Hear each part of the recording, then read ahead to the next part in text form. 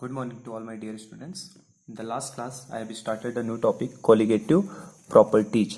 और colligative properties मतलब मैंने बता दिया था, कोलिगेटिव प्रॉपर्टीज किनको बोलते हैं? ऐसी प्रॉपर्टी जो केवल और केवल नंबर ऑफ पार्टिकल्स के ऊपर डिपेंड करता है, उसके नेचर के ऊपर डिपेंड नहीं करता है। उसको मैंने एक एग्जांपल के थ्रू समझाया था आपको। 1 kg वाटर के 3 कंटेनर मैंने लिए थे, एक बार यूरिया डाला था, एक बार ग्लूकोज को डाला था और एक बार मैंने NaCl को डाला था।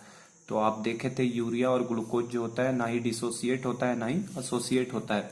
तो इनके लिए नंबर ऑफ मोल्स हमेशा दोनों के लिए क्या आए थे? 1/2 और 1/2 मैंने ऐसे मास दिए थे, उसके हिसाब से दोनों का RLBP की वैल्यू क्या आई थी? सेम आई थी। लेकिन जब NaCl को हमने डाला था तो NaCl क्या है? एक सॉल्ट है और हमें पता है NaCl Na प्लस और Cl माइनस में टूटेगा। मतलब अगर इसके हमने हाफ मोल डाले थे, अगर हाफ मोल, तो ये फर्दर डिसोसिएट होके एक NaCl का पार्टिकल कितने दे रहा है? 2 आयंस में टूट जा रहा है। मतलब नंबर ऑफ पार्टिकल्स क्या हो जाते हैं? बढ़ जाते हैं। तो इसके अंदर कोलिगेटिव प्रॉपर्टी में थोड़ी सी चेंज होती है। तो नंबर ऑफ पार्टिकल्स में दो चीजें हो सकती है, या तो नंबर ऑफ पार्टिकल्स सॉल्यूशन में जाने के बाद सोल्यूट का या तो डिसोसिएट हो जाएगा या तो वो क्या हो जाएगा? एसोसिएट हो जाएगा। तो कल की क्लास में मैंने डिसोसिएट वाले क्वेश्चंस ले लिए थे, है ना। डिसोसिएट का केस समझा दिया था कैसे होता है। तो कोलिगेटिव प्रॉपर्टीज का मीनिंग हमारे लिए क्या था? Properties of solution which depends only upon number of solute particle present in the solution.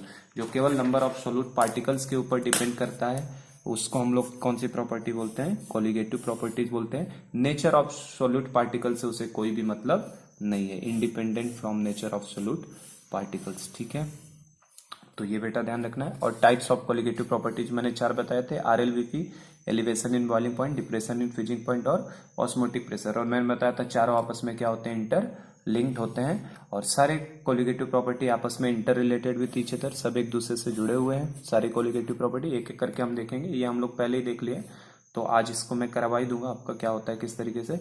सब एक दूसरे से इंटर रिलेटेड है, मतलब किसी एक की वैल्यू अगर हम जान गए तो बाकी सबको भी कैलकुलेट कर सकते हैं। और हर CP वैल्यू किसके ऊपर डिपेंड करती है? मोललिटी ऑफ सॉल्यूशन के ऊपर डिपेंड करती है। और कंडीशन क्या है किसी भी कोलिगेटिव प्रॉपर्टी के लिए? सॉल्यूशन डाइल्यूट होना चाहिए और सोल्यूट हमेशा कैसा होना चाहिए? नॉन वोलेटाइल नेचर का होना चाहिए। वोलेटाइल सोल्यूट इस टॉपिक में नहीं लेना है हमें, ठीक है। तो मैंने वहां से आइडिया दिया था कि पार्टिकल्स बढ़ेगा घटेगा, उसका आइडिया कौन सा फैक्टर हमको देता है? वांट ऑफ फैक्टर, है ना। तो वांट ऑफ फैक्टर को हम लोग I से रिप्रेजेंट करते हैं और ये हमें नंबर ऑफ पार्टिकल्स डिसोसिएशन या एसोसिएशन के बाद बढ़ेगा, क्या होगा, कैसे होगा चेंज, उसके बारे में जानकारी देता है। और I का फॉर्मूला ही क्या था? Number of particles after association या dissociation divided by number of particles before association और डिसोसिएशन।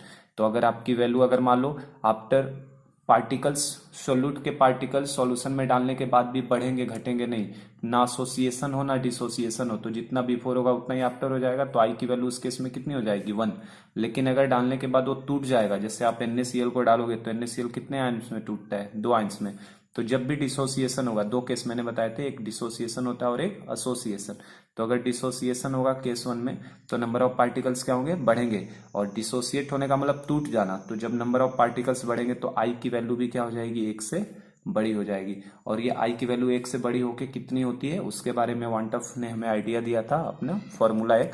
तो इससे NaCl डालोगे तो आप 2 आयंस में टूटेगा। तो इसके लिए मैंने बताया था कितने पार्टिकल्स में टूटेगा उसको N से रिप्रेजेंट करेंगे। और मैंने ये निकलवाया था कि अगर अल्फा किसी प्रॉब्लम में नहीं दिया है तो हमेशा कितना मानना है? उसे 1 मानना है। लेकिन अगर अल्फा की वैल्यू मान लो यहाँ पे 50% दिया होता, 60% दिया होता, तब आप अल्फा को 1 नहीं मानते, तब आपको अल्फा निकालना पड़ता और यहाँ से उसके लिए I क्या करते हैं? कैलकुलेट करते हैं। और अल्फा मैंने बताया ना, पढ़े हम लोग केमिकल इक्विलिब्रियम में, डिसोसिएटेड मोल्स अपॉन इनिशियल मोल। तो इसके ऊपर मैंने और एग्जांपल समझाते, जैसे MgCl2 है तो ये कितने आयन देगा? 2 क्लोराइड का और 1 मैग्नीशियम, 3 आयन देने वाला है। तो N की वैल्यू 3। तो I का फॉर्मूला मैंने फिर बाद में जनरलाइज करा दिया था आपको। क्या फॉर्मूला आया था? I is equal to 1 plus N-1 into alpha. तो ये हमारा I का फॉर्मूला हो जाता है 1 प्लस N-1 इंटू अल्फा। तो यहाँ से अगर हमें कभी भी अल्फा पूछे तो हमें अल्फा निकालना कैसे है? I-1 अपॉन N-1 कर लेंगे अल्फा के लिए। और अल्फा क्वेश्चन में गिवन नहीं है तो इसको कितना मानना? 1 मान लेना। तो 1 मान लोगे तो जैसे ही अल्फा की वैल्यू 1 मानोगे तो I की वैल्यू किसके बराबर हो जाएगी? N के बराबर हो जाती है। और N तो आप क्वेश्चन में देख के पता कर लेंगे, जैसे AlCl3 का N कितना होगा? 4, Al2SO4 ट्राइस का N कितना होगा? 2 और 3 कितने? 5। और ये हमारा जनरल फॉर्मूला है 1 प्लस N-1 इंटू अल्फा। यहाँ से हम लोग I कैलकुलेट करेंगे और इस I को हर कोलिगेटिव प्रॉपर्टी के अंदर क्या कर देंगे? अब इंट्रोड्यूस कर देंगे, ठीक है ना। तो यही चीज आज मैं न्यूमेरिकल से लगवाऊंगा कि आई का रोल किस तरीके से होता है जब हमारे पास कोई इलेक्ट्रोलाइट्स आते हैं जो एक से ज्यादा में टूटते हैं। तो कल की क्लास में हम लोगों ने डिसोसिएशन का केस कंप्लीट कर लिया था ना। तो चलिए आज की क्लास में मैं स्टार्ट करता हूँ आपका। हमें सेकेंड केस देखना है। केस सेकेंड देखना है कौन सा, एसोसिएशन का केस। तो हमने केस 1 ले लिया था डिसोसिएशन। अब केस सेकंड क्या है, एसोसिएशन का केस। डिसोसिएशन का केस मैंने बताया था आपको कभी बताने नहीं आएगा है ना कि क्या डिसोसिएट हो रहा है। डिसोसिएशन का आइडिया खुद लेना है। जैसे NaCl को वाटर में डालोगे तो 2 आयंस में टूटने वाला है, ठीक है ना, इस तरीके से। तो केस सेकंड हम लोग ले लेते हैं किसका, एसोसिएशन। केस नंबर फर्स्ट देखो, केस 1 हमने किसका लिया था, केस 1 इसका लिया था। अगर डिसोसिएशन होगा तो नंबर ऑफ पार्टिकल्स बढ़ेंगे, आई की वैल्यू 1 से बड़ी हो जाती है। लेकिन अब केस सेकंड ले रहे हैं क्या, एसोसिएशन भी हो सकता है। पार्टिकल्स मान लो आपने 2 पार्टिकल्स डाले और दोनों जाके जुड़ के एक पार्टिकल में कन्वर्ट हो गया तो एसोसिएशन हो जाएगा। तो नंबर ऑफ पार्टिकल्स घट जाएंगे तो आई की वैल्यू भी क्या हो जाएगी, 1 से छोटी। तो अब हम लोग एसोसिएशन का केस देखने जा रहे हैं। और एसोसिएशन होने का मतलब क्या हो गया, एसोसिएशन होने का मतलब इसमें नंबर ऑफ पार्टिकल्स उल्टे बढ़ेंगे नहीं, क्या होंगे, डिक्रीजेज। नंबर ऑफ पार्टिकल्स क्या हो जाएंगे, कम हो जाएंगे। जैसे आपने सुना है पॉलीमर, पॉलीमर सुना है, n मॉलिक्यूल्स को डालो तो एक मॉलिक्यूल निकलता है, पॉलीमर बोलते हैं ना। डाइमर, डाइमर मतलब दो मॉलिक्यूल डालो तो एक मॉलिक्यूल निकलेगा तो उसको डाइमर बोलते हैं। ट्राइमर मतलब 3 डालो तो एक निकलेगा। तो एसोसिएशन में नंबर ऑफ पार्टिकल्स क्या होंगे, डिक्रीज हो जाएंगे। और नंबर ऑफ पार्टिकल्स डिक्रीज होने का मतलब इनडायरेक्टली हो गया आई की जो वैल्यू आएगी ये क्या आएगी, 1 से अब छोटी हो जाएगी। अब आई की वैल्यू बढ़ेगी नहीं और वैल्यू क्या हो जाएगी, 1 से छोटी हो जाएगी। तो देखो डिसोसिएशन तो हमें पता चल जाता है डालने के बाद वो टूटेगा। कोई भी सॉल्ट हुआ तो जैसे ही वाटर में डालोगे क्या होगा, टूट जाएगा। जैसे AlCl3 डालोगे तो क्या टूटेगा, Al प्लस क्लोराइड आयन के अंदर टूट जाएगा। तो कोई भी सॉल्ट हो वो टूटेंगे ही हमेशा। जैसे K4 FeCN6 था डालेंगे तो कैसे टूटेगा, K प्लस FeCN6 के ऊपर -1 में, इस तरीके से, ठीक है ना। तो कोई भी सॉल्ट, लेकिन कोई वीक एसिड होता है जैसे CH3COH होता है ना, इसको डालोगे तो टूट भी सकता है, एसोसिएट भी हो सकता है, डिसोसिएट भी। इसकी जानकारी क्वेश्चन में हमें होती है। और ये वीक एसिड्स जब टूटते हैं ना तो इनके अंदर कुछ डिग्री ऑफ डिसोसिएशन के बारे में बताएगा। इवन सॉल्ट के बारे में भी बोल सकता है। जैसे NaCl का डिग्री ऑफ डिसोसिएशन अल्फा दे देगा तो हमसे आई पूछेगा तो अब इसकी आई की वैल्यू 2 नहीं लेंगे क्योंकि ये 2 में टूट रहा है। लेकिन 100% अगर डिसोसिएट होता तो 2 लेते। लेकिन अगर उसने कह दिया कि केवल 70% डिसोसिएट होता है तब तो आई हमें कैसे निकालना पड़ेगा, 1 प्लस अल्फा यहां से डाल के। मतलब इस बेसिकली उस फॉर्मूले से, कौन सा, I is equal to 1 plus n-1 into alpha, वहां से निकल जाया करेगा।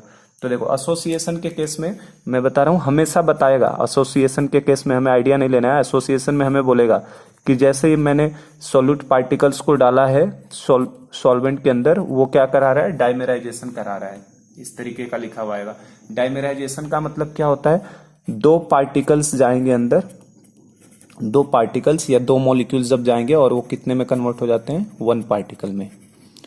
तो डाइमेराइजेशन का मतलब हमारे लिए क्या है, 2 पार्टिकल किस में कन्वर्ट हो जाएंगे, 1 में, तो उसको डाइमेराइजेशन बोलेंगे। और डाइमेराइजेशन होने का मतलब क्या हो गया, किस तरीके से समझेंगे हमें, तो या तो डाइमेराइजेशन लिखा हुआ दे देगा या हमें बता देगा कि जैसे ए सोल्यूट है अगर उसको डाला गया वाटर में तो ये इस तरीके के रिएक्शन के फॉर्म में भी दे सकता है। क्या समझे इस रिएक्शन को देख के, ए के 2 पार्टिकल्स गए, 2 मॉलिक्यूल गए और 2 ए के मॉलिक्यूल जाके कन्वर्ट होके A2 का 1 मॉलिक्यूल बना लिए। तो इस तरीके के प्रोसेस को क्या बोलते हैं, डाइमेराइजेशन बोलेंगे ना। तो अगर इनके लिए भी मैं n के फॉर्मूला, तो मैं इसका भी जनरल अभी बताऊंगा, तो इसके लिए मैं n बता दूं। डाइमेराइजेशन के लिए n कितना बोलोगे, 2 बोल दोगे। डाइमेराइजेशन के लिए n कितना बोल देंगे, 2। ट्राइमेराइजेशन के लिए कितना बोल दोगे, 3। टेट्रामेराइजेशन बोलेगा तो 4, इस तरीके से।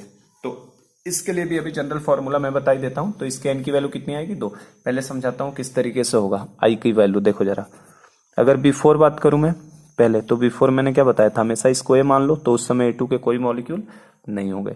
आफ्टर, जब हमने सॉल्वेंट के अंदर उसको डाल दिया सॉल्यूशन बनाने के लिए, तो जैसे ही सॉल्यूशन बनाने के लिए डाला जाएगा तो मैंने बताया था कि डिग्री ऑफ डिसोसिएशन तो हमेशा क्या मान लिया करो, डिग्री ऑफ डिसोसिएशन कितना दिया होगा इसका, मान लो प्रॉब्लम के अंदर अल्फा दिया होगा कि ए का डिग्री ऑफ डिसोसिएशन कितना है, अल्फा। तो पानी में डालने के बाद कितना टूटेगा, अल्फा का मतलब क्या होता था, 1 मोल, फ्रैक्शन ऑफ 1 मोल डिसोसिएटेड। 1 मोल का कितना जाता है, जैसे 1 मोल लेते तो कितना निकलता, अल्फा। 2 मोल लेते तो 2 अल्फा। 4 मोल लेते तो 4 अल्फा। तो ए मोल लेने पे कितना निकलेगा, ए अल्फा। तो ए माइनस ए अल्फा। इस कोएफिशिएंट का कोई रोल नहीं होता है ये मैंने आपको केमिकल इक्विलिब्रियम में भी बताया, ये हर चैप्टर में काम आएगा, आयनिक में भी काम आएगा। इस कोएफिशिएंट का रोल रिएक्टेंट साइड में कभी नहीं होता, इसका रोल कहाँ होता है, प्रोडक्ट साइड में होगा। रिएक्टेंट साइड में तो हमेशा पहले स्टेप में ए रहता है, प्रोडक्ट कुछ नहीं रहता। सेकंड स्टेप में हमेशा ही क्या लिखा जाता है, ए माइनस ए अल्फा। अगर केमिकल इक्विलिब्रियम याद है तो हमेशा यहाँ क्या लिखते हैं, ए माइनस ए अल्फा। तो हमारे लिए ये ए है, और उसके बाद उसमें अगर हमने डिग्री ऑफ डिसोसिएशन अल्फा दिया है तो कुछ समय के बाद वो कितना हो जाएगा, ए माइनस ए अल्फा। ठीक है, तो ये ए माइनस अल्फा। अब देखो कोएफिशिएंट का रोल इधर आएगा, कैसे, 2 मोल से इसके कितने मोल बन रहे हैं, 1 मोल। तो अगर इसके ए अल्फा मोल खत्म हो गए, 2 से 1 जा रहा है तो ए अल्फा खत्म होगा, तो यहाँ पे कितना बनेगा, ए अल्फा बाई 2। ठीक है ना, और ये मैंने समझाया भी था आपको, है ना। ये कैसे बताया था मैंने, देखो जिसका लिखना होता है उसका कोएफिशिएंट ऊपर, जिसका लिखना होता है उसका कोएफिशिएंट ऊपर, और जिससे लिखना होता है उसका कोएफिशिएंट नीचे, और मल्टीप्लाइड विद कितने मोल खत्म हो रहे हैं। जैसे फॉर एग्जांपल मैं एक रिएक्शन में समझाऊं, देखो मोल कॉन्सेप्ट में भी ये काम आएगा। जैसे 2a plus 3b gives 5c है, मान लो सपोज करो, और मान लो मुझे ए के कितने मोल्स दिए हैं, 9 मोल्स दे रहे हैं कि 9 मोल्स हैं, तो बताइए सी के कितने मोल्स हो जाएंगे। तो सी के मोल्स कैसे निकालते हैं, क्या बताया मैंने, जिसका निकालना होता है उसका कोएफिशिएंट ऊपर, 5 ऊपर ले लिया, जिससे निकालना होता है उसका कोएफिशिएंट नीचे, और मल्टीप्लाइड विथ इसके मोल्स, इस तरीके से।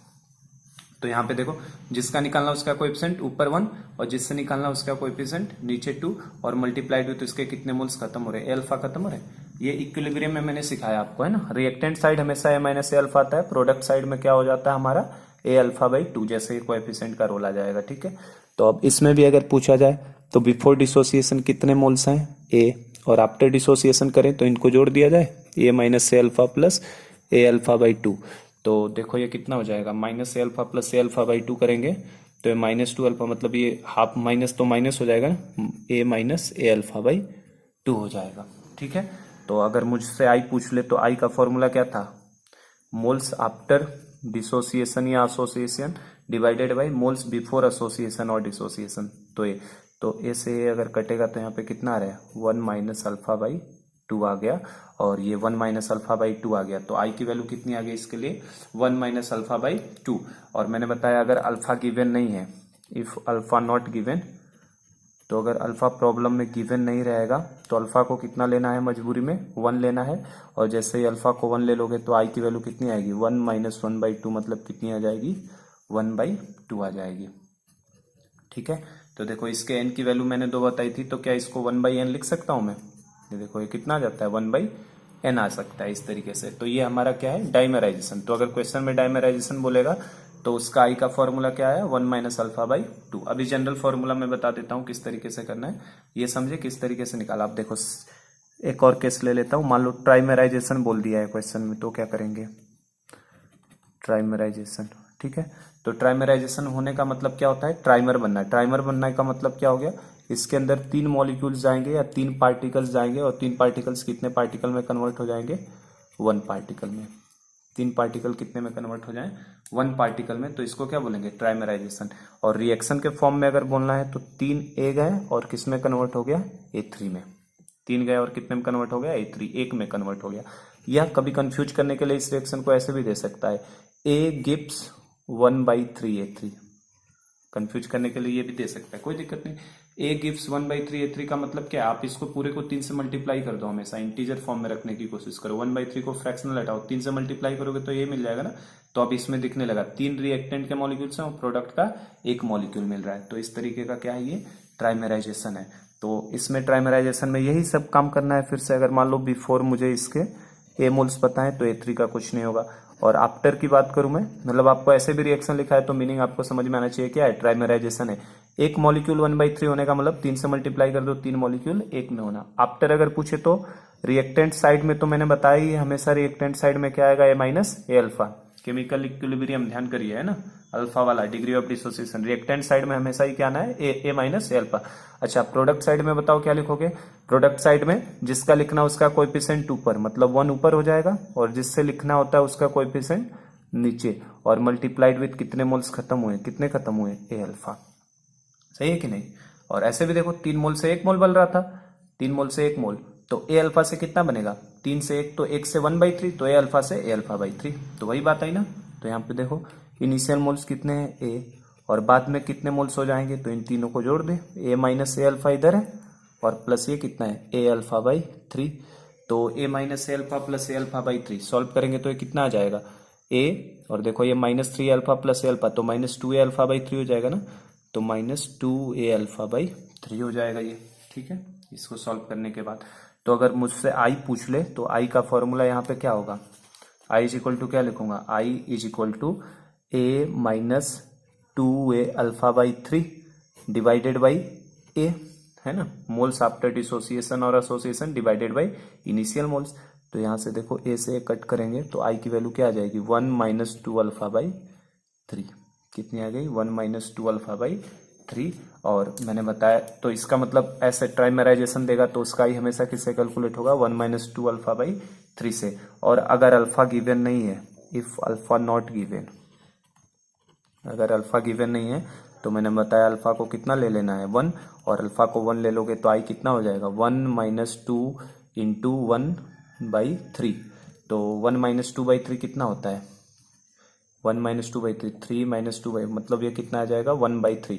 और अगर इसका मैं ट्राइमेराइजेशन के लिए बोलूं तो ट्राइमेराइजेशन के लिए क्या लिख सकते हैं, एन की वैल्यू क्या लिख सकते हो ट्राइमेराइजेशन के लिए 3। देखो डाइमेराइजेशन का मतलब एन की वैल्यू 2 लिख दी मैंने, है ना, ट्राइमेराइजेशन के लिए एन की वैल्यू कितनी लिख दी 3। तो क्या इस 1 बाई 3 को हम लोग जैसे यहाँ पे 1 बाई 2 को 1 बाई एन लिख रहे थे, क्या 1 बाई 3 को 1 बाई एन लिख सकते हैं, क्या लिख सकते हैं 1 बाई एन।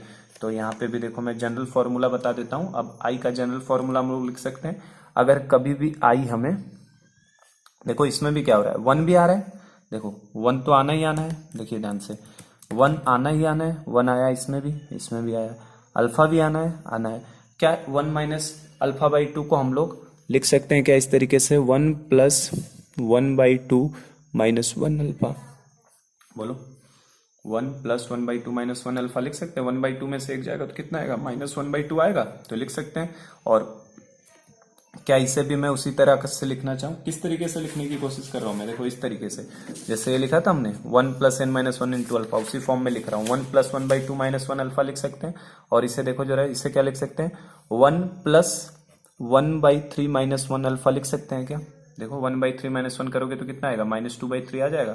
तो आई अगर कभी भी हमसे एसोसिएशन के लिए पूछ ले, आई ऑफ एसोसिएशन, तो आई एसोसिएशन का फॉर्मूला क्या होगा, जैसे डिसोसिएशन का फॉर्मूला क्या था, डिसोसिएशन में हो रहा था 1 plus N minus 1 into alpha, तो ये डिसोसिएशन में, एसोसिएशन में बस क्या हो जाएगा एन की जगह पे 1 बाई एन हो जाएगा और कोई फर्क नहीं आएगा।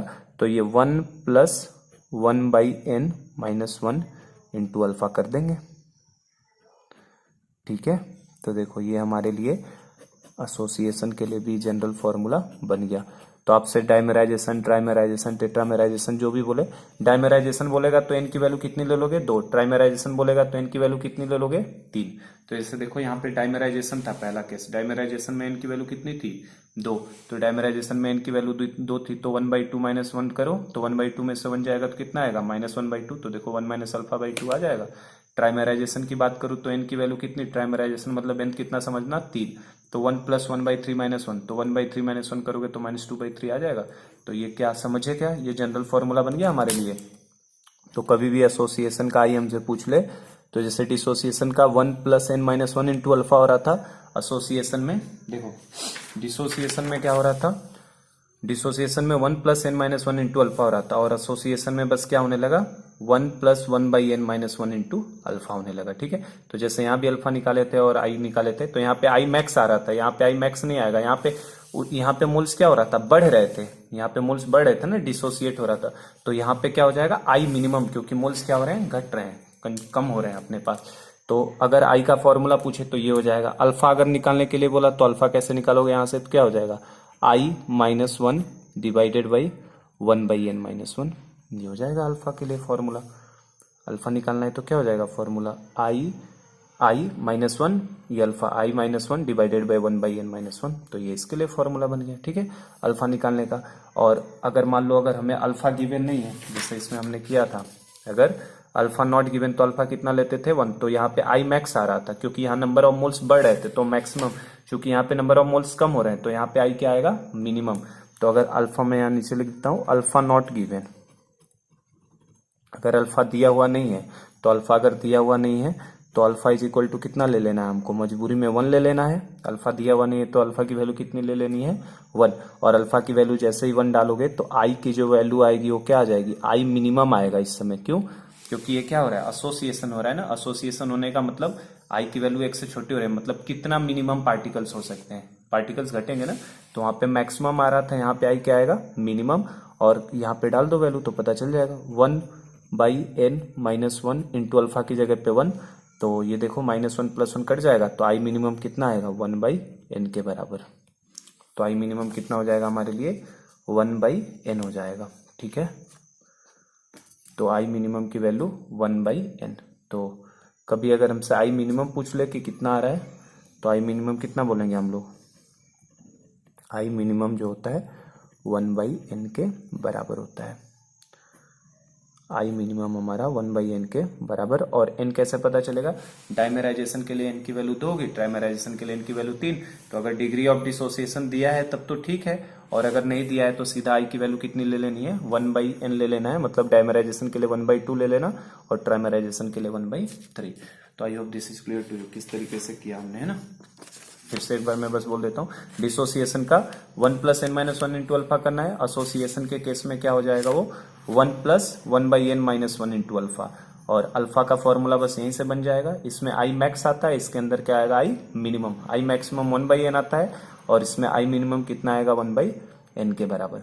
ठीक है, तो इन दोनों को ध्यान में रखे, कंपेयर कर लो।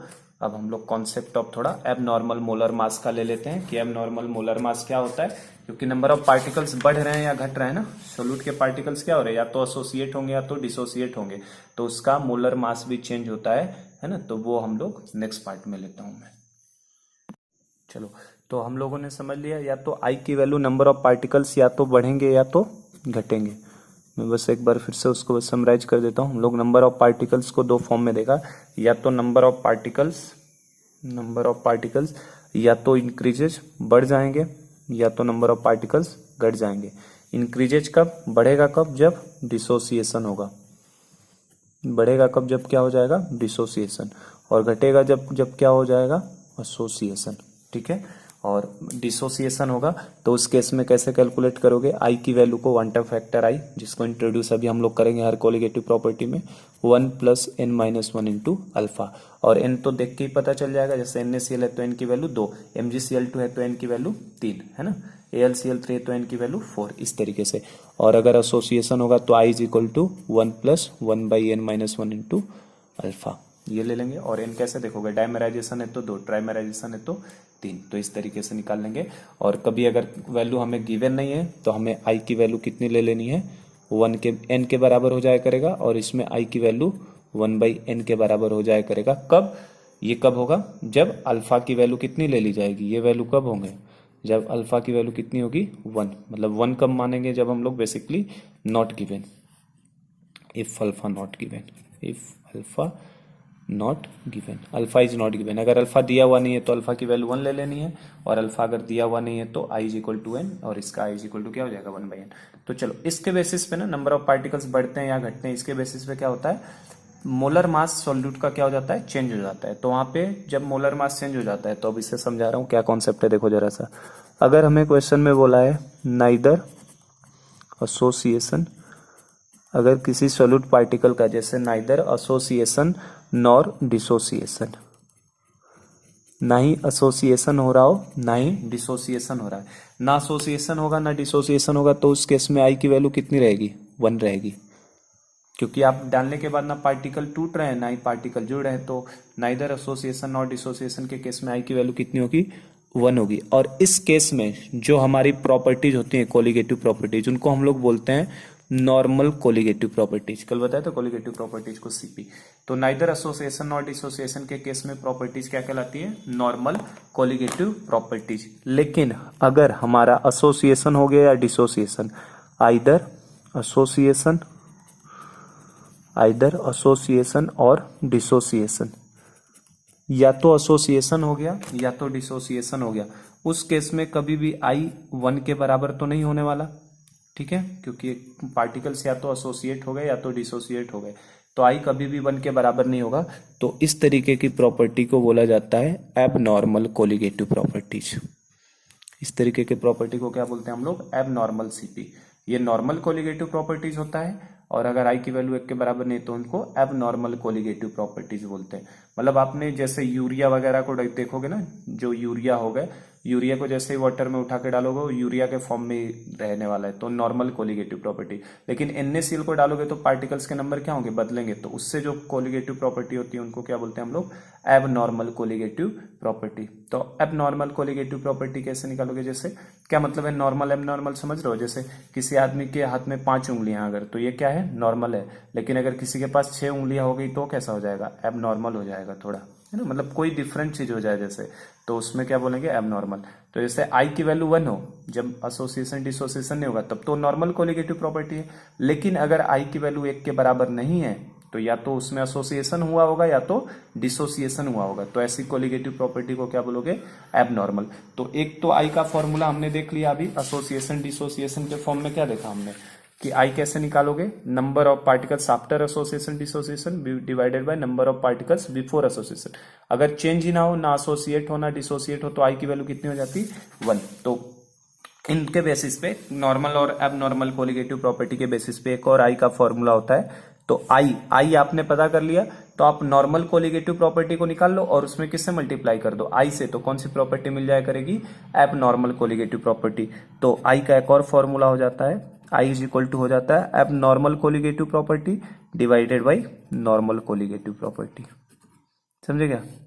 तो नॉर्मल कोलिगेटिव प्रॉपर्टी को निकाल लिया करेंगे और इसमें किससे मल्टीप्लाई कर देंगे? आई से। तो ये हमारे लिए आई का एक और फॉर्मूला बन जाता है।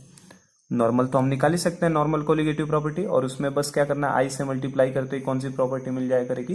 एब नॉर्मल कोलिगेटिव प्रॉपर्टी। और एक और चीज बता देता हूं, एक और फॉर्मूला होता है, जितने भी है ना, all colligative properties are inversely, all colligative properties are inversely proportional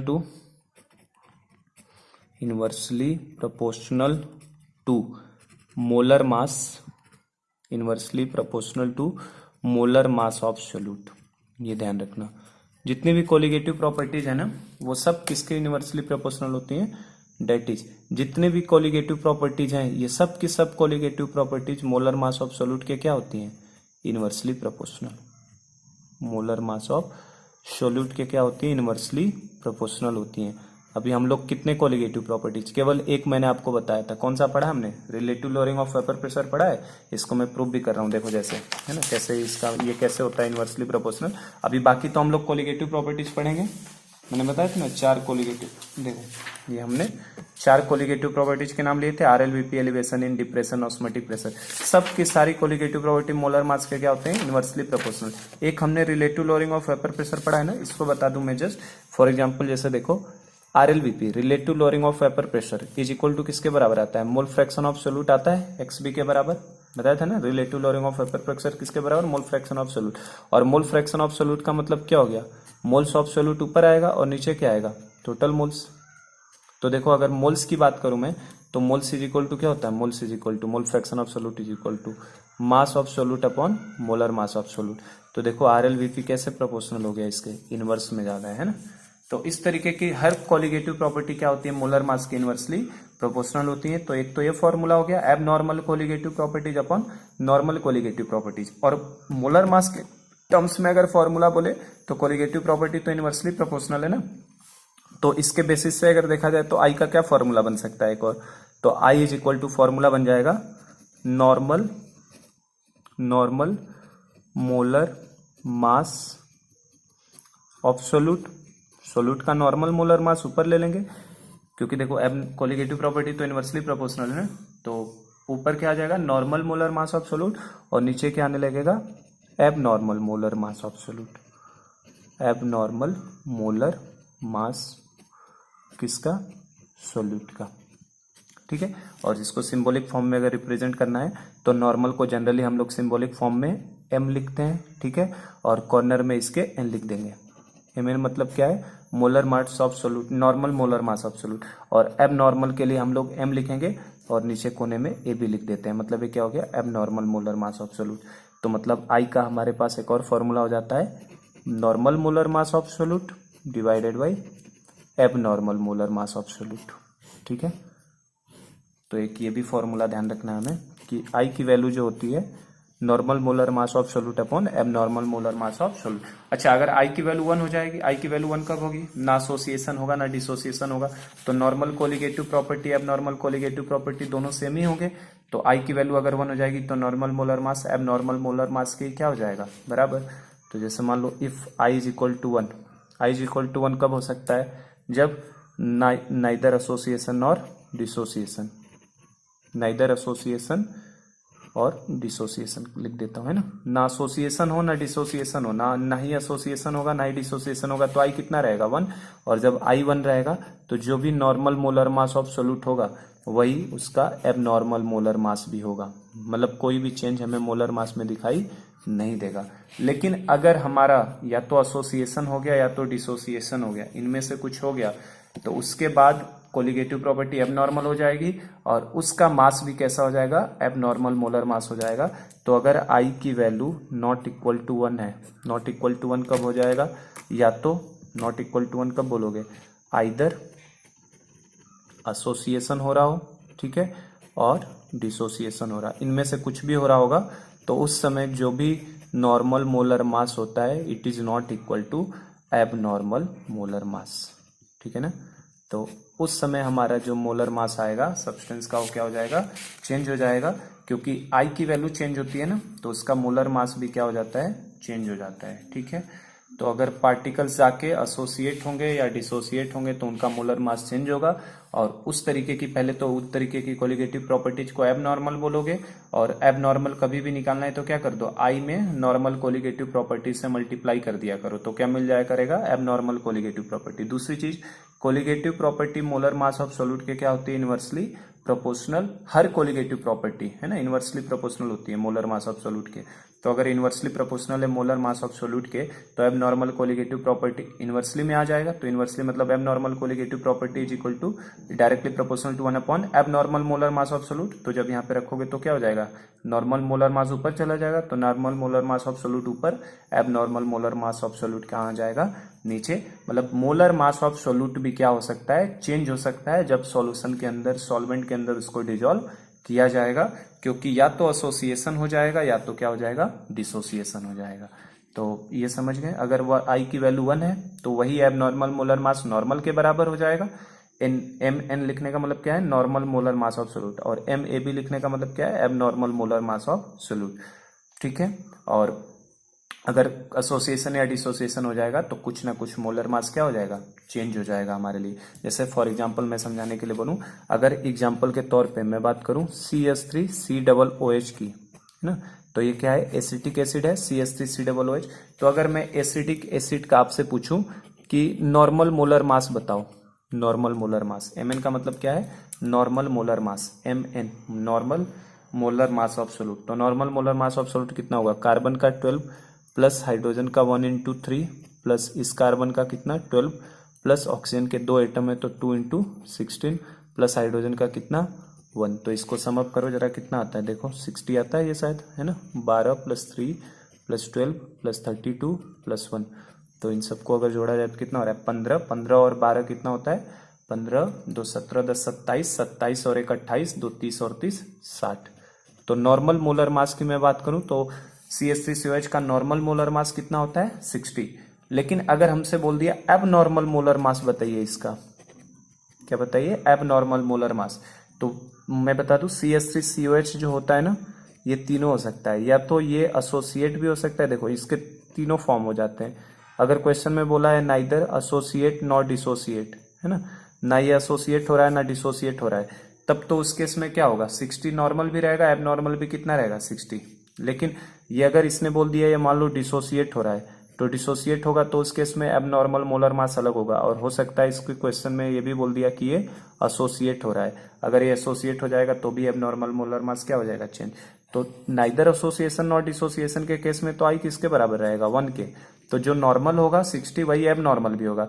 लेकिन इन दोनों केस में या तो ये डिसोसिएट हो जाए या तो एसोसिएट हो जाए, तो डिसोसिएशन एसोसिएशन के केस में आई की वैल्यू 1 के बराबर नहीं होगी, तो इसका एब नॉर्मल मोलर मास क्या होगा, 60 तो नहीं होने वाला है, 60 के अलावा कुछ और होगा, तो बस यही बोलूंगा abnormal molar mass will not equal to 60। तो इस केस में इसका मोलर मास 60 के बराबर होने वाला नहीं है।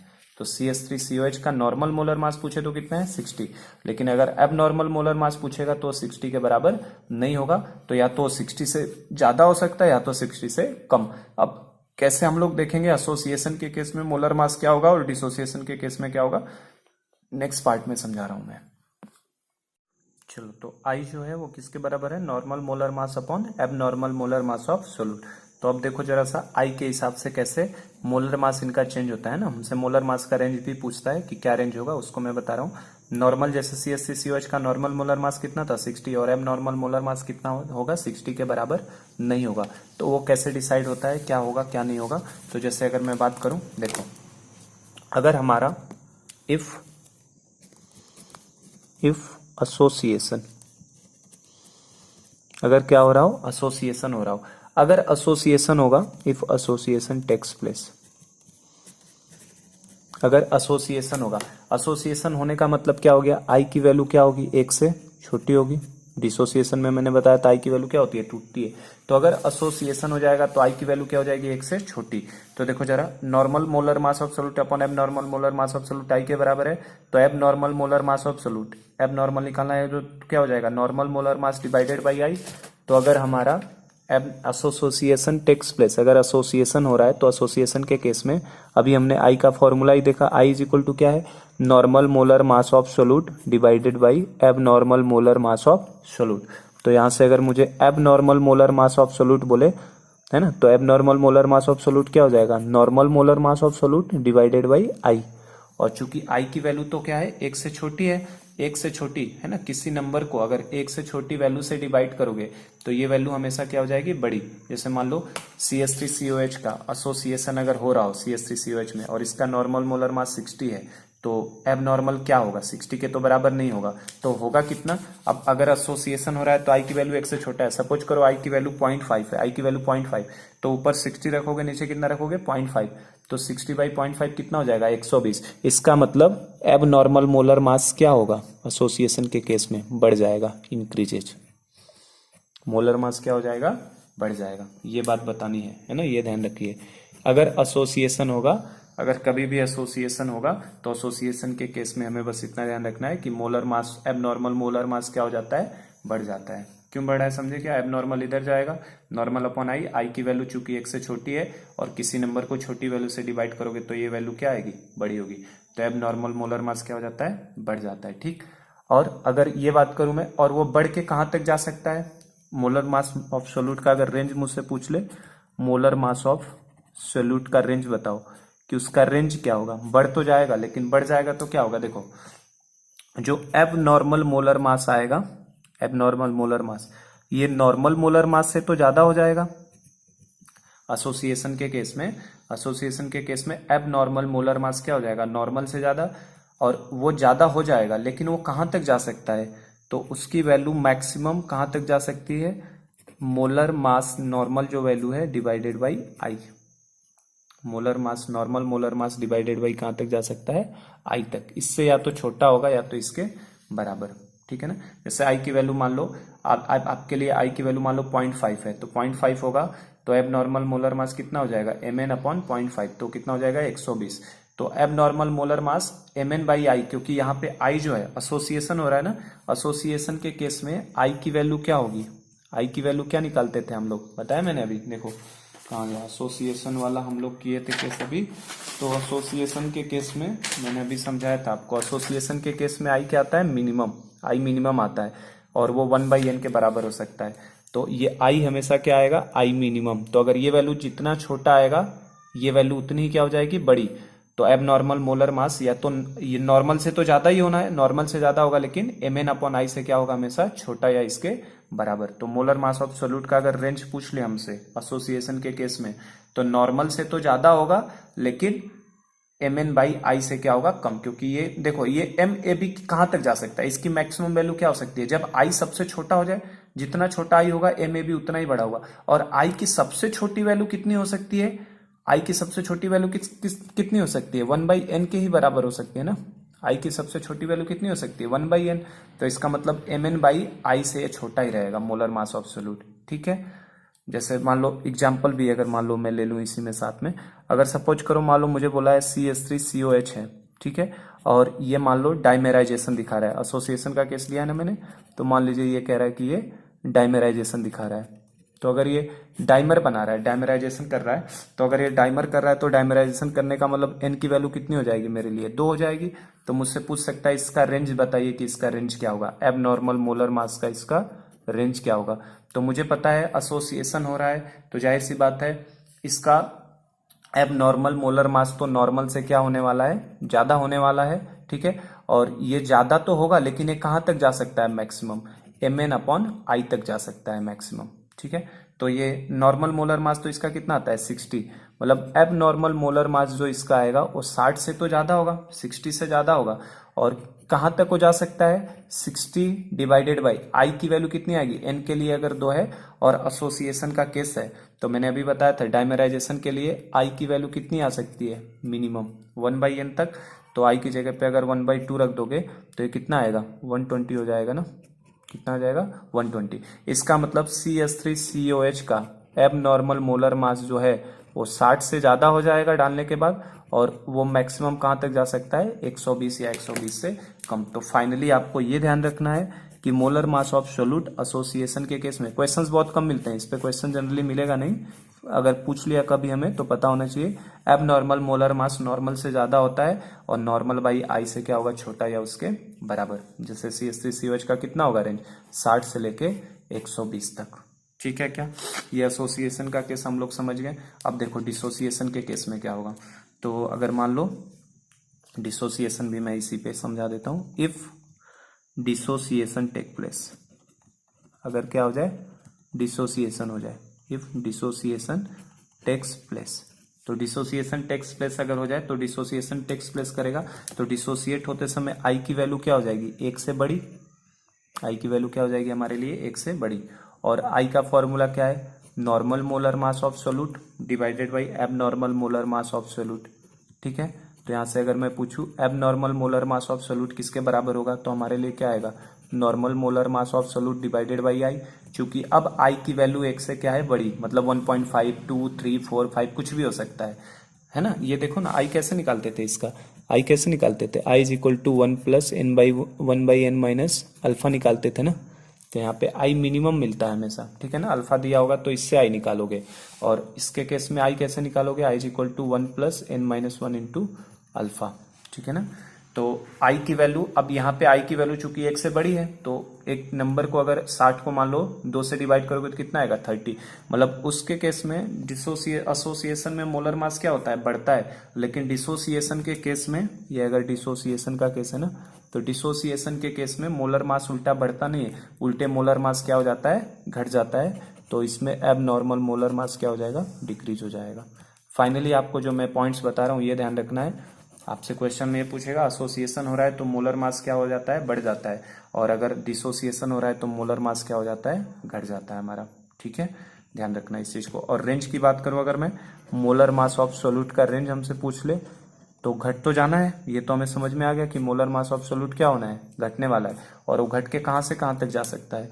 तो देखो अब क्या होगा, जो हमारा नॉर्मल एब नॉर्मल मोलर मास है, एब नॉर्मल मोलर मास ये क्या हो जाएगा नॉर्मल से तो कम हो जाएगा। अब एब नॉर्मल मोलर मास क्या हो जाएगा नॉर्मल से कम, यहाँ पे एब नॉर्मल मोलर मास नॉर्मल से बढ़ गया था, और यहाँ पे एब नॉर्मल मोलर मास मैंने क्या बताया डिक्रीज होगा, तो नॉर्मल से तो कम हो जाएगा, अब नॉर्मल से क्या हो जाएगा कम, और वो कम होके कहां तक जा सकता है ना, कम तो होगा लेकिन कम होके कितने तक जा सकता है mn/i तक ही जा सकता है, वो भी mn/i तक, क्योंकि अब इसमें देखो आई की वैल्यू क्या है 1 से ज्यादा है ना, तो ये mn/i से लेके यहाँ तक। तो ये आपको ध्यान रखना है कि डिसोसिएशन के केस में जो एबनॉर्मल मोलर मास का रेंज होता है वो mn/i से लेके कहाँ तक जा सकता है ना। देखो ना मिनिमम ये कितनी वैल्यू हो सकती है, घटना है, घटेगा तो कितना मिनिमम घट सकता है, जब आई क्या हो जाए हमारा मैक्स।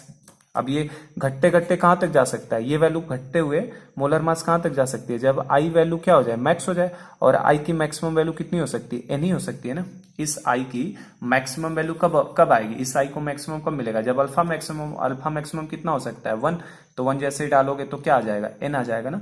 तो आई मैक्सिमम होना चाहिए और वो मैक्सिमम किसके बराबर हो सकता है, n के बराबर। तो ये value molar mass of solute घटेगी तो घटेगी, लेकिन घटते घटते कहां तक जाएगी, जहां तक आई मैक्सिमम हो जाए, और आई मैक्सिमम किसके बराबर हो सकता है, n के बराबर। तो एम एन बाई आई से लेके इसकी रेंज कहां तक जा सकती है, इक्वल का साइन क्यों लगा रहा हूं, क्योंकि इसके बराबर भी हो सकता है, क्योंकि आई मैक्सिमम आ जाएगा तो। और आई की वैल्यू अगर मान लो n से छोटी रहेगी तो ये वैल्यू थोड़ी सी ज्यादा आने लगेगी, तो यहां तक जा सकता है। जैसे अगर इसी एग्जांपल को मैं इसमें पूछूं CH3COH का, अगर एग्जांपल यहां भी मैं बोलूं कि CH3COH अगर मान लो उसमें हमारा डाइमेराइजेशन कर रहा था, और इसमें मान लो CH3COH डिसोसिएशन शो कर रहा है, अगर क्या बोल दिया अगर हमें क्वेश्चन में कि CH3COH क्या शो कर रहा है, आपका डिसोसिएशन शो कर रहा है। और डिसोसिएशन शो कर रहा है, और किस तरीके का डिसोसिएट हो रहा है, दो पार्ट्स में डिसोसिएट हो रहा है इस तरीके से, CH3COOH, और ये डिसोसिएट हो रहा है हमारा CH3COO प्लस, COO माइनस में टूट रहा है और प्लस H प्लस में एसिड की तरह बिहेव कर रहा है, ठीक है ना। कैसे टूटा ये, CH3COO minus plus H plus के अंदर टूट रहा है, तो दो आयंस में टूट गया ना, तो n की वैल्यू कितनी हो जाएगी, 2 हो जाएगी। तो यहाँ पे अगर ये डिसोसिएशन शो कर रहा है तो n की वैल्यू हम लोग कितने ले लेंगे, 2 ले लेते हैं, क्योंकि दो आयंस में टूट गया। यहाँ डाइमेराइजेशन शो करने का मतलब क्या था, अगर रिएक्शन के फॉर्म में मैं बताऊं तो डाइमेराइजेशन का मतलब क्या है, दो मॉलिक्यूल CH3COH के अगर ले लिए जाएं तो एक मॉलिक्यूल में कन्वर्ट हो जाएंगे, और ये मैं समझाऊंगा भी, है ना। इसमें हाइड्रोजन बॉन्डिंग हो जाती है कि क्यों डाइमेराइजेशन दिखाता है, आगे आएगा क्वेश्चंस के फॉर्म में मैं समझाऊंगा। तो CH3COH के दो मॉलिक्यूल मिलके एक मॉलिक्यूल में कन्वर्ट हो गए CH3COH ट्वाइस के अंदर। इवन समझा ही देता हूँ, देखो यहीं पे CH3C डबल बॉन्ड O, है ना, और OH होता है ना अपने पास, CH3C डबल बॉन्ड O और OH इस तरीके से, ठीक है। ये सपोज करो फर्स्ट मॉलिक्यूल है हमारा, ठीक है, और ये सपोज करो यहाँ से हमारा सेकेंड मॉलिक्यूल आ रहा है CH3 और आपका C डबल बॉन्ड O और OH इस तरीके से।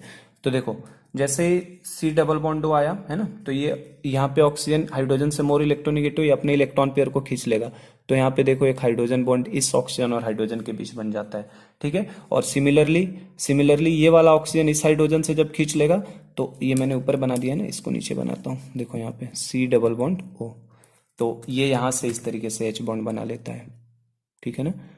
तो ये यहाँ पे H बॉन्ड इस तरीके से, तो दो मॉलिक्यूल मिलके कितने में कन्वर्ट हो जाते हैं, एक मॉलिक्यूल में। ये समझ में आया क्या, ऐसे कैसे बनाया मैंने, देखो फिर से बना देता हूँ, थोड़ा सा डायग्राम अच्छा नहीं बन पाया। C डबल बॉन्ड O, ठीक है, और OH चलो कहाँ बनाऊँ, किधर सेट कर दूं इसे,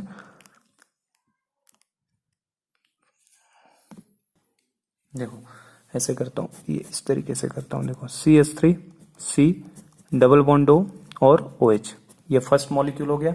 और इधर से मैं ले लेता हूँ सेकेंड मॉलिक्यूल, देखो किस तरीके से OH CH3C double bond O, ठीक है ना। तो ये दो मॉलिक्यूल आ गए CH3C डबल बॉन्ड OH, और यहाँ से भी आ गया CH3C डबल बॉन्ड OH।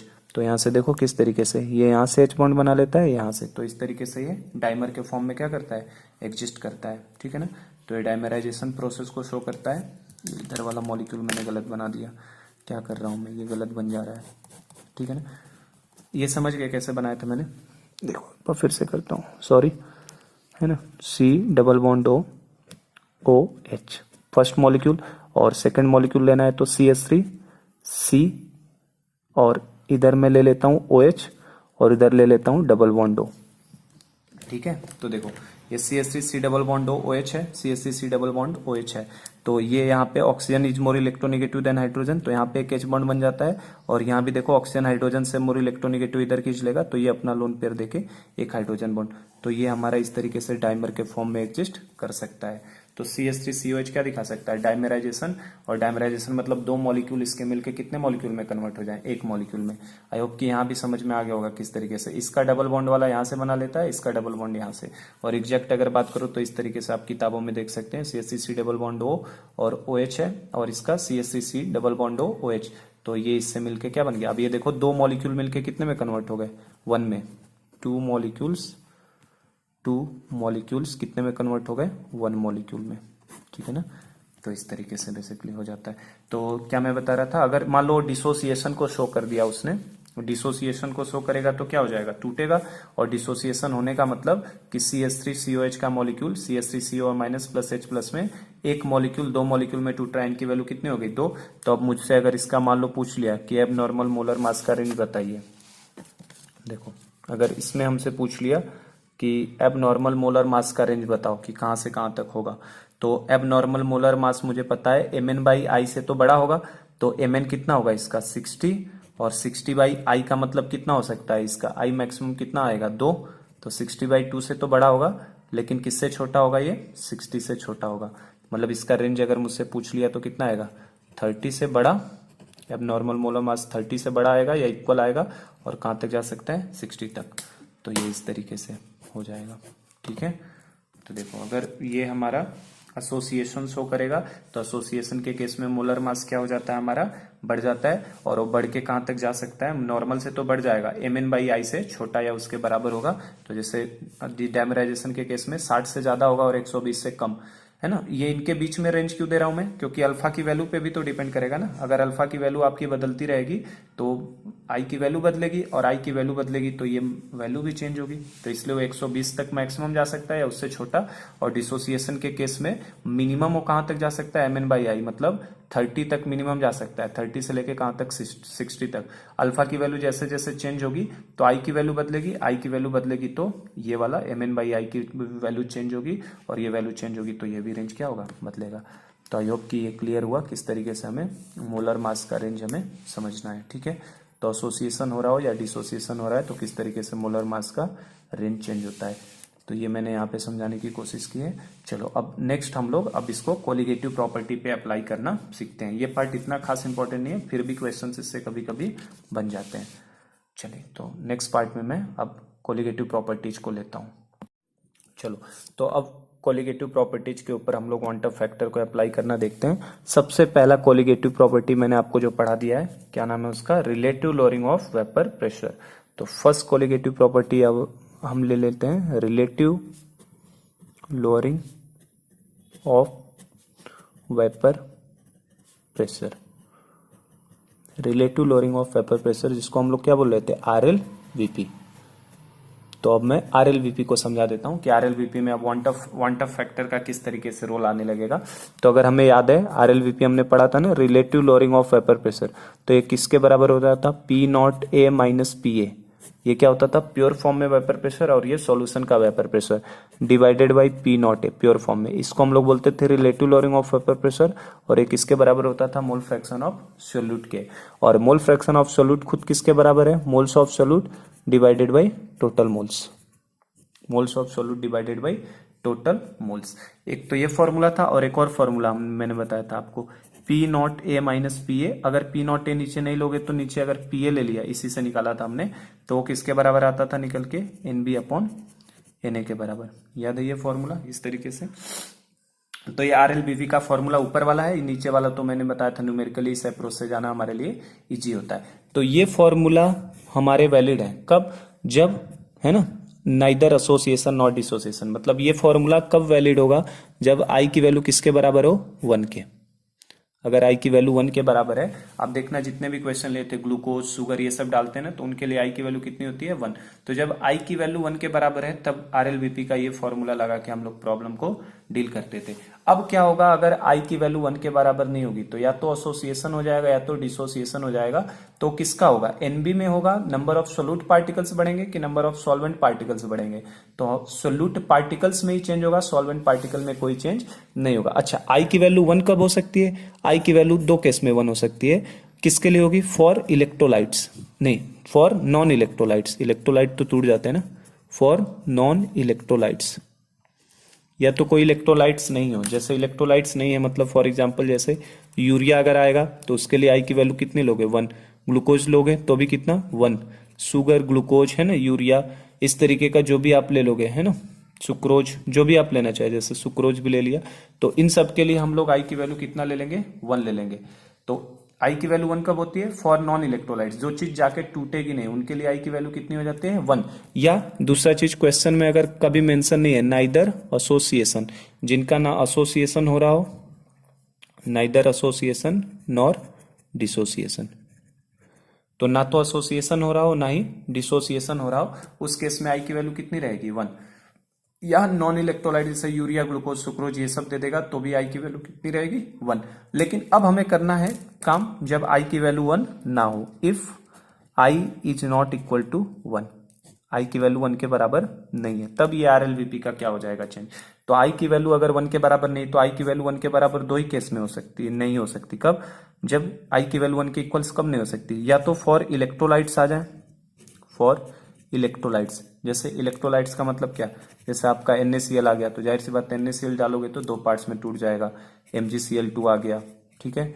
इस तरीके से आपका मान लो AlCl3 आ गया, ठीक है, K4FeCN6 आ गया, K4FeCN6। जैसे कोई भी सॉल्ट है ना, कोई भी सॉल्ट उठ के आ जाए, जैसे आपका मान लो और सॉल्ट लेने के लिए जैसे एसिड भी ले लेता हूं, जैसे HCl आ गया, इस तरीके से मान लो NaOH आ गया, तो एटसेट्रा बहुत सारी चीजें जो दो आयंस में ब्रेक हो जाएंगे उनको हम लोग इलेक्ट्रोलाइट्स बोलते हैं। तो उनके लिए कभी भी आई 1 के बराबर होने वाला नहीं है, मतलब इनमें या तो डिसोसिएशन हो जाएगा या एसोसिएशन हो जाएगा। तो या तो इलेक्ट्रोलाइट्स की बात करो, और इलेक्ट्रोलाइट्स की अगर हम लोग बात कर रहे हैं तो इलेक्ट्रोलाइट्स में जाहिर सी बात है आइदर एसोसिएशन हो रहा होगा या फिर डिसोसिएशन हो रहा होगा, ठीक है, आइदर एसोसिएशन और डिसोसिएशन। इन दोनों केस में आई की वैल्यू कभी भी 1 के बराबर होने वाली नहीं है। तो फॉर्मूले में क्या चेंज हो जाएगा, फॉर्मूले में कुछ चेंज नहीं होना है, बस सिंपल सा एक लाइन में चेंज देखिए क्या हो जाएगा। RLVP जो हम लोग निकालते थे, relative lowering of vapour pressure, वो किसके बराबर होता था, XB के, relative lowering of vapour pressure XB के बराबर। तो XB इज इक्वल टू हमारे लिए क्या होता था, NB upon Na plus NB, NB upon Na plus NB ये होता था। लेकिन अगर ये आई की वैल्यू 1 के बराबर नहीं है तो या तो इलेक्ट्रोलाइट का या तो सोल्यूट पार्टिकल का एसोसिएशन हो रहा है या तो डिसोसिएशन हो रहा है। तो अगर ये सोल्यूट पार्टिकल एसोसिएट डिसोसिएट होगा तो क्या number of moles NB same रहने वाला है, नहीं, ये दोनों चीजें क्या हो जाएंगी, चेंज हो जाएंगी। क्योंकि आप खुद ही अभी मैंने समझाया, एक मोल NaCl डालोगे तो 2 में टूटेगा, एक मोल MgCl2 डालोगे तो 3 पार्टिकल देगा, AlCl3 का 1 डालोगे तो ये 4 पार्टिकल्स देने वाला है। और अगर कोई एसोसिएट हो जाएगी चीज तो वो नंबर ऑफ पार्टिकल्स उल्टे क्या हो जाएंगे, सोल्यूट के कम। तो ये सोल्यूट का पार्टिकल में चेंज होगा, यहाँ भी सोल्यूट के मोल्स में चेंज हो जाएगा, सॉल्वेंट के मोल्स में कोई भी चेंज नहीं होगा। और वो चेंज कैसे होगा, अगर मान ले मैंने आपको बोला कि 1 मोल NaCl है तो आप डालते ही कितने मोल हो जाएंगे, 2 मोल। अगर मैंने बोला 1 मोल MgCl2 है तो डालते ही कितने मोल हो जाएगा, 3 मोल। इसका मतलब आप क्या कर रहे हैं, जो भी मोल्स है उसी में उसकी आई की मैक्सिमम वैल्यू से क्या कर देते हैं, मल्टीप्लाई, या आई का फॉर्मूला जो बताया उससे आई कैलकुलेट करके क्या कर लोगे, मल्टीप्लाई। तो इसके केस में ये फॉर्मूला क्या बन जाएगा, आई इंटू NB, है ना, आई इंटू NB, क्योंकि नंबर ऑफ मोल्स चेंज होने वाले हैं, डिवाइडेड बाई Na में तो कोई चेंज नहीं होगा, आई इंटू NB। तो ये हमारा RLVP का फॉर्मूला बन जाता है, ठीक है ना। तो कुछ चेंज नहीं है, बस एसोसिएशन डिसोसिएशन के केस में क्या करना है हमें, एसोसिएशन डिसोसिएशन का कभी भी प्रॉब्लम आ जाएगा तो उसमें आपको आई निकालना पड़ेगा। एक आई निकाल सकते हैं, फॉर्मूला हमने सीख लिया, एसोसिएशन के लिए आई कैसे निकालना है, डिसोसिएशन के लिए तो सोल्यूट के पार्टिकल्स के नंबर में क्या हो जाएगा, चेंज हो जाएगा। तो RLVP का अब ये फॉर्मूला ना होके बस क्या हो गया, नंबर ऑफ आई से इसमें मल्टीप्लाई कर दो, यहां भी कर दो।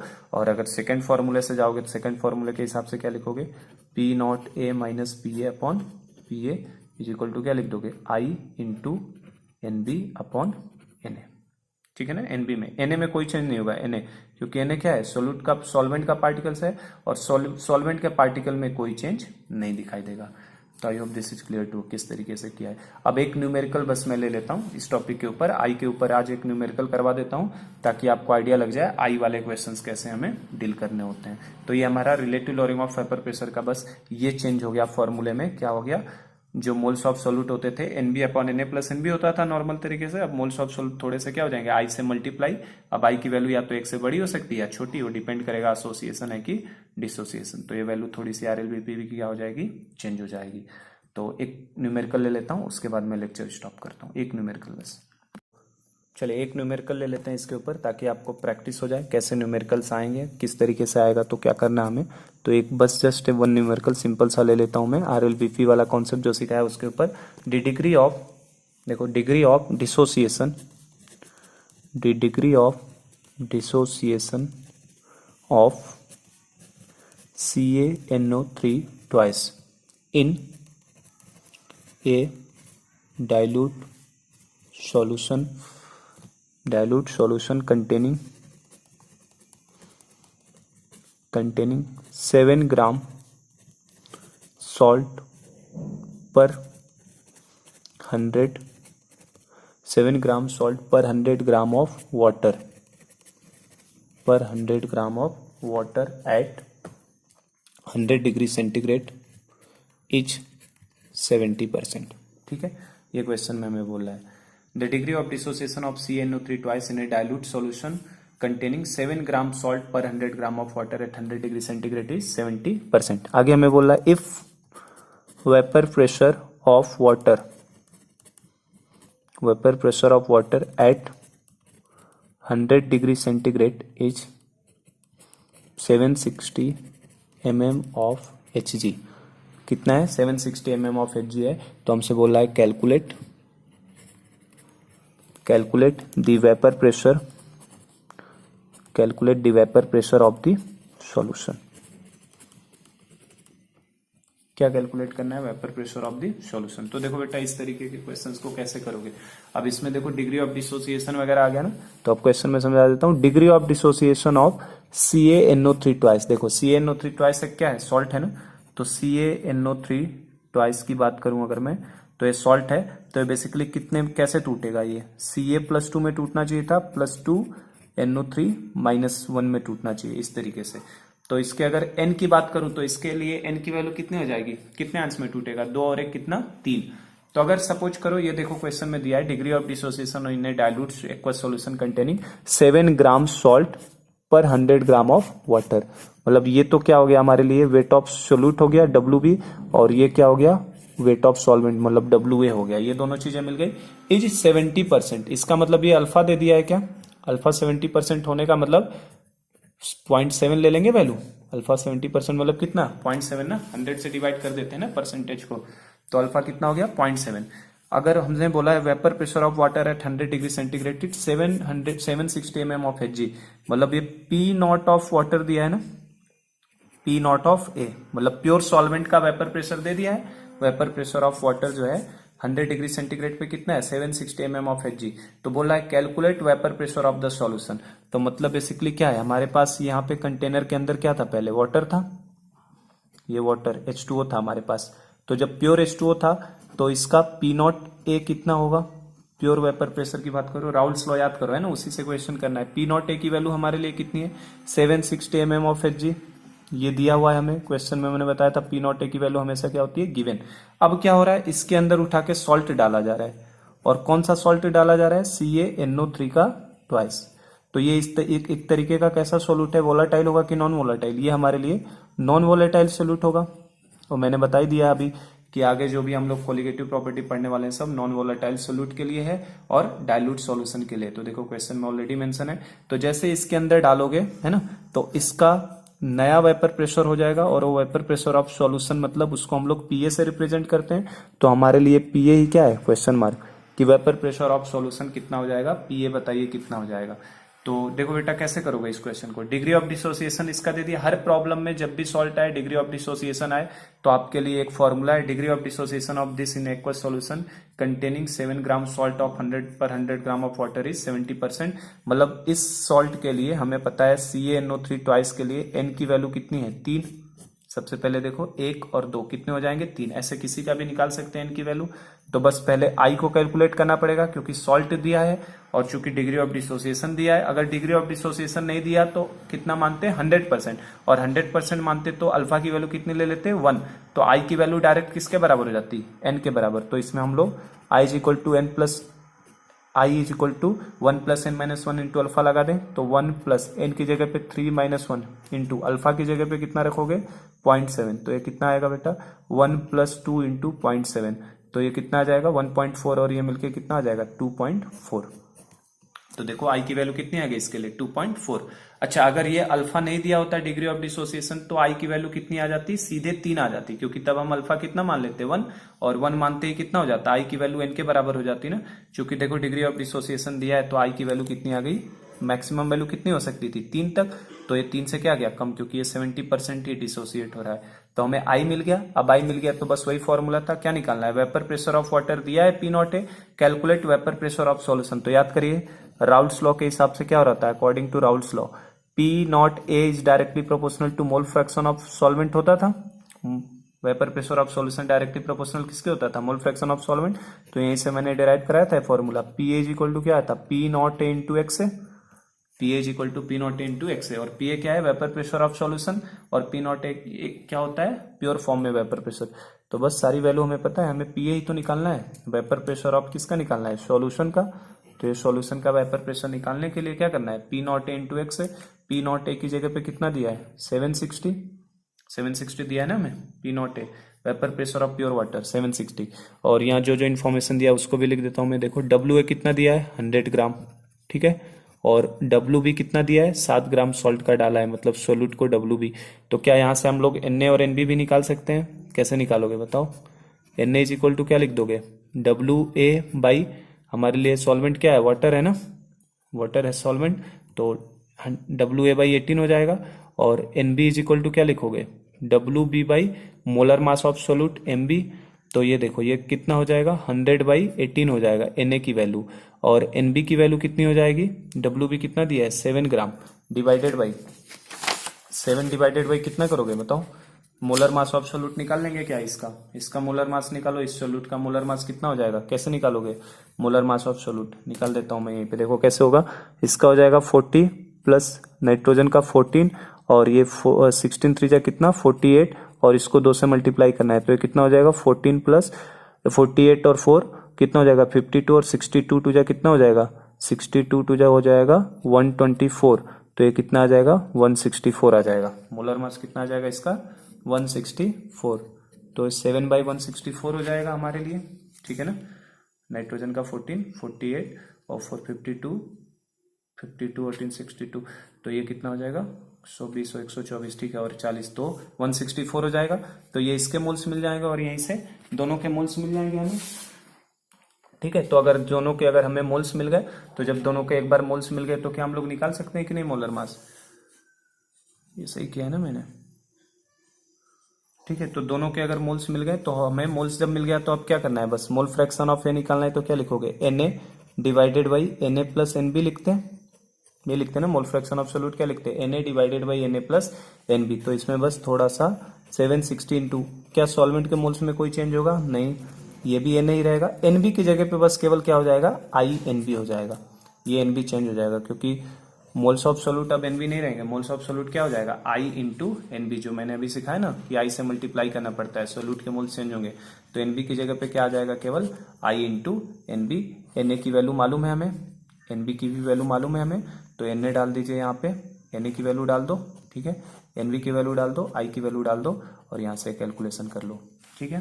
तो ये प्रॉब्लम आसानी से हमारे लिए सॉल्व हो जाएगा, है ना। मोलर मास तो मैंने गलत नहीं निकाला ना, कैल्शियम का कितना लेते हैं हम लोग 40 लेते हैं, और ये 62, CaNO3 का ट्वाइस ही दिया है ना, ठीक है। तो यहाँ से निकल जाएगा हमारे लिए, और बस यहाँ से आप कैलकुलेशन लगा लो तो आपको आंसर आ जाएगा। एन ए पता है हमने को, एन बी भी पता है, और आई की वैल्यू भी हमें क्वेश्चन में पता है, ठीक है। तो बस यहाँ से सॉल्व कर लीजिए। तो इस तरीके के कुछ क्वेश्चंस आज के होमवर्क में दिए हैं मैंने, उनको प्रैक्टिस करो, आई का फॉर्मूला लगा लगा के क्वेश्चन सॉल्व करने हैं। और कल मैं next colligative property elevation in boiling point start करूंगा। तो आज का लेक्चर 1 घंटे से ज़्यादा हो गया है, तो मैं यही स्टॉप करता हूँ इसे। Thank you.